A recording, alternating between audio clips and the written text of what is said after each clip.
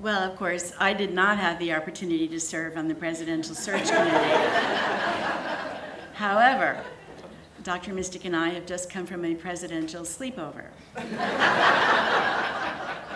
and had a wonderful opportunity to be together last evening with a delicious dinner served by Sage at the house in the kitchen where things happen, and an opportunity to talk and get to know one another. I'm thrilled. The chemistry between us is very, very positive. And this is a wonderful thing for the college, because in a transition, you want the outgoing president and the incoming person to be joined at the hip in supporting all of you, continuing everything that we're planning for the future. And of course, then having me in a position to be invited, as Barbara is inviting me, to be available to her, to advise her and help her learn as much as she can, as fast as she can about this institution.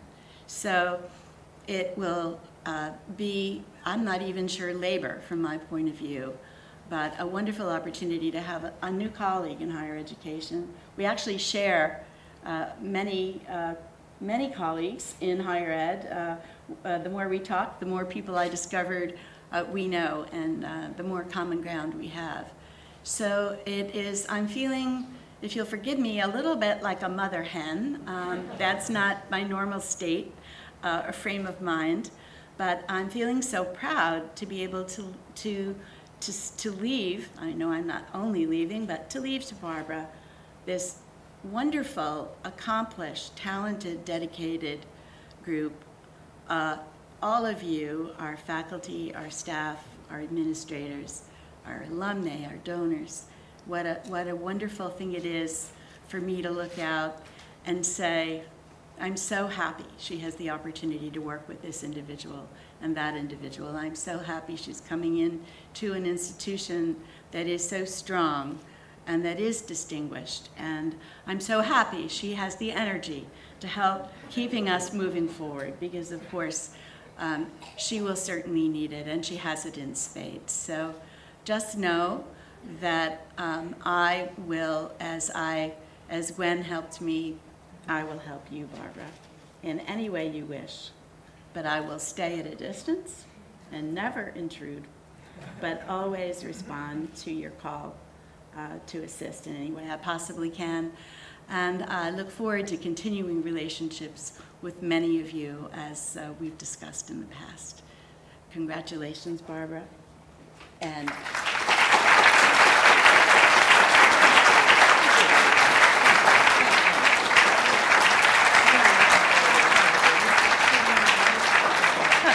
good morning, and thank you, all of you, for this tremendous welcome. I want to say, special thanks to the students and to Stephanie, and certainly thank you, President Blair, for all of your efforts, and Beverly from the faculty and staff, and Paula on behalf of all the alums. I know many more to meet, and especially to your president, President Edmundson. We did have a sleepover last night, and well, it was great. Just a great chance to get to know Lorna a little bit better, and to understand the great legacy that she's really leaving here to Wilson. And I think being in this building is just part of that tremendous legacy. And I hope we'll together be able to build on all of that. I wanted to take just a minute. I know I got to meet many of you while I was here during the search process, but for those of you that I did not, I wanted to take a minute just to talk about my background a little bit, and to tell you why I felt sort of drawn to Wilson. And you might know, you know all the classic things about me that are in my resume, and I think I might have this guy here on the second row on the left to blame for the energy stuff. Brian, I don't know what you wrote about, but you know, he has some idea that there are 25 hours in the day, so I'm gonna have to talk to him later about that. But I will let you know that, you know, I've been a product of women's education. I went to Linden Hall School in Leaditz, Pennsylvania, which is very close to each of you here, and spent several years there. And I attended Carlow College in Pittsburgh, which is a women's college, and spent some time then working at what was then a women's college, Seton Hill. So I have, I think in my core value, a great belief in the value, the importance of a women's focused education and the tremendous difference that women can make in our communities and the influence that they have on their families and how all of that translates to not only a strength of character and a commitment to communities, but also to prosperity and economic development in communities. So certainly that core value is something that I see here at Wilson and that excites me about the Wilson community. And I do want to talk for just a minute about, I did have a good part of my career has been in higher education, and I've been very committed to higher education, but I did take somewhat of a detour a couple of years ago to what I like to refer to as the People's University, into our library system in Pittsburgh, Pennsylvania. And I have found through serving in a public service capacity to the library system and to every person in our community the just tremendous transformative difference that constant access to education and information makes. And I have been thrilled to have taken that detour and to serve our community in a way that really touches each and every part of the Pittsburgh community. When you work in a library system, you come to appreciate that you're not just touching minds, young minds, but that you're touching senior citizens, that you're touching also people who are in after-school programs, that you're touching your community in such in-depth ways, and touching them all around the concept of continuing education, around access to democracy and to information that makes a critical difference in each of our lives today. And it's that background, that connection to education, which really has drawn me back into higher ed and has drawn me back to what I hope is going to be a lot of great fun with each of you here at Wilson.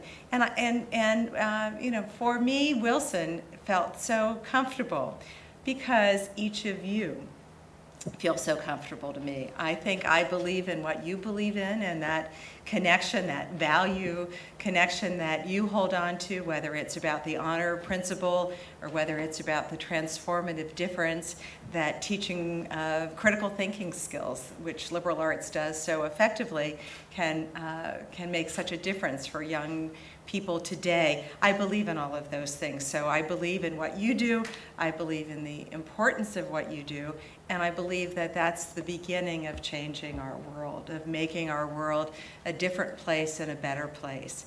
I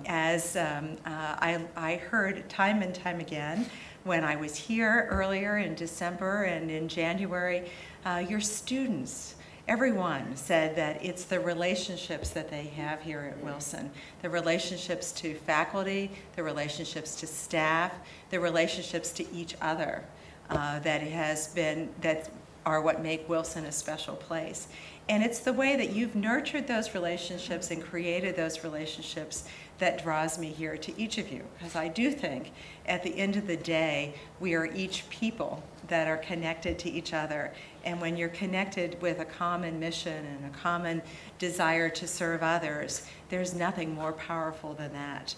And I have to tell you that whether Trudy mentioned it or whether Paula mentioned it, I have heard from the Wilson community loud and clear since this announcement was made in March. There happens to probably not have been a single place that I have been in the last month where someone hasn't said, let me tell you about my sister who went to Wilson. Let me tell you about my aunt who went to Wilson. Let me tell you about my mother who went to Wilson. I've gotten emails from former colleagues of mine from Carnegie Mellon University that said, let me tell you about my daughter who went to Wilson and her experience there and how it served her and what a different person she is after her Wilson experience. And perhaps the most interesting phone call I got was from one of my trustees who said, "Let me tell you about my former father-in-law who was president of Wilson College, President Havens." And I just saw his name in the hallway. So I want you to know I've been hearing about Wilson on all sorts of different levels. And I think that if you don't know this, you should know that Wilson serves a very special place in a lot of people's hearts. And people have the fondest of memories, the fondest of connections. I saw that just right before our reception this morning, where I met alums of the college who have been friends since childhood and are still friends. And I think that that's really unique. That's a special feature of this institution. I think you've had a whole wonderful range of 18 other presidents that have nurtured that connection, that tremendous relationship both to the institution and to each other. And I certainly hope that you'll open your arms, as you have already, to me and help me be successful in meeting the rest of the alums of the community, the former staff members, former members of the faculty that here at Wilson, all of the various tentacles. And I know they're deep and I know they're wide, and that's why I'm going to count on each and every one of you to introduce me to those various constituencies. So I want to thank you so much for the tremendous welcome. I want to thank you for your openness to bring me into your community, and I want to tell you that I hold each of you in the highest regard and look forward to working with each of you. Thank you so much.